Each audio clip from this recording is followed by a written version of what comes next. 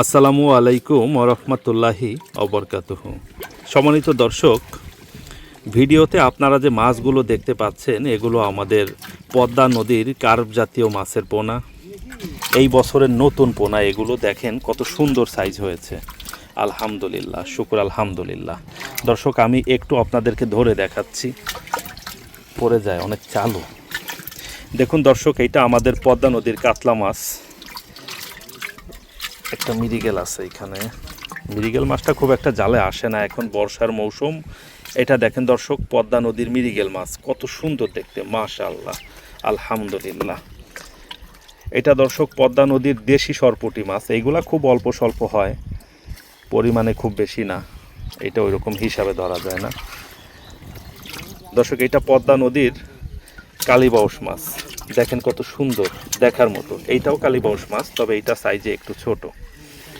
আমাদের মাছের সাইজের ভেরিয়েশনটা খুব বেশি হয়, খুব বেশি পরিমাণে ছোট বড় হয় আমাদের মাছগুলো। কারণ হচ্ছে পদ্মা নদীতে 2 কেজি সাইজের মাছেও বাচ্চা ছাড়ে, আবার 10 কেজি সাইজের মাছেও বাচ্চা ছাড়ে, আবার 30 কেজি সাইজের মাছেও বাচ্চা ছাড়ে। এই জন্য সাইজের ব্যবধানটা খুব বেশি থাকে। দর্শক দেখেন, এটা আমাদের পদ্মা নদীর রুই মাছ, কি লেভেলের সুন্দর, মাশাআল্লাহ, আলহামদুলিল্লাহ। খাবার খেয়ে একেবারে পেট ভরে ফেলেছে, দেখেন অন্য রকম সুন্দর লাগে দেখতে। এটা কি রায়কর না? রায়কর মাছ আছে কেমন এই পুকুরে? অনেক। এটা পদ্মা নদীর চেলা মাছ বলি আমরা, গাং চেলা। এটা ফেলে দেই, দেন তো আমার কাছে থাক, আমি ধরে নিচ্ছি। হ্যাঁ দেন, আমার হাতে দেন। দেখুন দর্শক, এটা আমাদের পদ্মা নদীর রায়কর মাছ। দর্শক, সাধারণত হ্যাচারিতে যে রায়কর মাছ উৎপাদন করা হয়, সেই রায়কর মাছের মাঝখানের যে কালো দাগটা, ওই দাগটা কিন্তু এত সুন্দর থাকে না যেরকম সুন্দর থাকে আমাদের পদ্মা নদীতে। এটা কি গুলশা ট্যাংরা? দেখেন দর্শক, পদ্মা নদীর মাছের ভিতরে গুলশা ট্যাংরাও হয়েছে। এগুলা কিছু কিছু প্রতি বছরই হয়, বড় হলে আমরা বাসায় খাওয়ার জন্য নিয়ে যাই। আলহামদুলিল্লাহ, শুকর আলহামদুলিল্লাহ। এটা পদ্মা নদীর কালীবাউস মাছ, কত সুন্দর, শুকর আলহামদুলিল্লাহ। দেখেন দর্শক, এইগুলা রুই মাছ। এখন এই মাছগুলো অ্যাভারেজে 100 লাইনের হবে, 100 থেকে 120টাতে কেজি হবে। তো দর্শক এবং সম্মানিত চাষি ভাইয়েরা, আপনাদের কারোর যদি এখন 50 থেকে 100টা লাইনের পদ্মা নদীর কার্প জাতীয় মাছের ছোট পোনার দরকার হয়, এইরকম সাইজের, বিশেষ করে 50টা, 60টা, 70টা, 80টাতে 1 কেজি হবে, এরকম সাইজের মাছের দরকার হয়, আপনারা আমাদের ভিডিওর স্ক্রিনে যে ফোন নাম্বার দেখতে পাচ্ছেন, এই ফোন নাম্বারে ফোন কল করে আমাদেরকে এখন আপনারা বুকিং করে রাখতে পারেন। ইনশাআল্লাহ আগামী 15 দিন পর থেকেই আমরা এই রকম সাইজের মাছের ডেলিভারি শুরু করব। অলরেডি আমাদের অ্যাভারেজে 50টা থেকে 100টা লাইনের মাছের প্রচুর বুকিং হয়েছে, আমরা আরও বুকিং নিচ্ছি। এই বছর আমাদের প্রচুর বুকিং আছে আলহামদুলিল্লাহ। নদীর মাছের ভিতরে নানান ধরনের মাছ হয়। দেখেন দর্শক, আমরা তো পাবদা গুলশা চাষ করি, তবে এইটা হচ্ছে পদ্মা নদীর পাবদা মাছ। এইগুলা সাধারণত আমাদের চাষের যে পাবদা, ওই পাবদা মাছের সাথে মিলে না।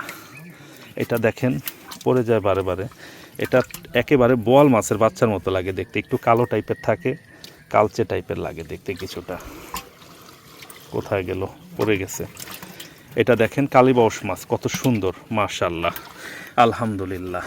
দর্শক এবং সম্মানিত চাষি ভাইয়েরা, আপনারা যারা নিয়মিত আমাদের ভিডিও দেখেন, আপনারা অবগত আছেন এই পদ্মা নদীর কার্প জাতীয় মাছের পোনা সারা বাংলাদেশে পৌঁছে দেওয়ার যে কার্যক্রম, এটা সর্বপ্রথম আমাদের প্রতিষ্ঠানই শুরু করেছে। আমরাই সর্বপ্রথম শুরু করেছি এবং আমাদের হাত ধরেই এই কাজটা বাংলাদেশে এসেছে এবং সারা বাংলাদেশে অনেক চাষি ভাই এখন পদ্মা নদীর মাছ নিয়ে কাজ করতেছেন, অনেকেই পদ্মা নদীর পোনা বিক্রি করতেছেন। দর্শক, সারা দেশেই যারা আপনারা পদ্মা নদীর মাছ নিয়ে কাজ করেন, যারা পদ্মা নদীর মাছটা বিভিন্ন প্রতিষ্ঠান থেকে কিনে চাষ করেন, আপনাদেরকে আমি বলবো অবশ্যই আপনারা নদীর মাছ নিয়ে চাষ করার ক্ষেত্রে প্রাইসটাকে গুরুত্ব না দিয়ে পিওরিটিতে গুরুত্ব দিবেন। নদীর মাছ ভালো হলে অবশ্যই সেটার দাম বেশি হবে। আমরা অনেক বেশি দাম রাখি, তবে মাছটা অনেক পিওর দেই। আমরা এই কাজটাকে আবিষ্কার করেছি, আমরা এই কাজটাকে ভালো রাখার চেষ্টা করি এবং ভালো জিনিসটা সারা বাংলাদেশে পৌঁছে দেই ইনশাআল্লাহ। আপনাদের কারোর যদি এখন অ্যাভারেজে 50টা থেকে 100টা লাইনের পদ্মা নদীর কার্প জাতীয় মাছের পোনার দরকার হয়, আপনারা আমাদের ভিডিওর স্ক্রিনে যে ফোন নাম্বার দেখতে পাচ্ছেন, এই ফোন নাম্বারে ফোন কল করে এখন আমাদেরকে বুকিং করে রাখলে সিরিয়াল অনুযায়ী অবশ্যই আপনারা পাবেন। সবাই ভালো থাকবেন, সুস্থ থাকবেন, আমাদের জন্য সবাই দোয়া করবেন। আসসালামু আলাইকুম ওয়া রাহমাতুল্লাহ।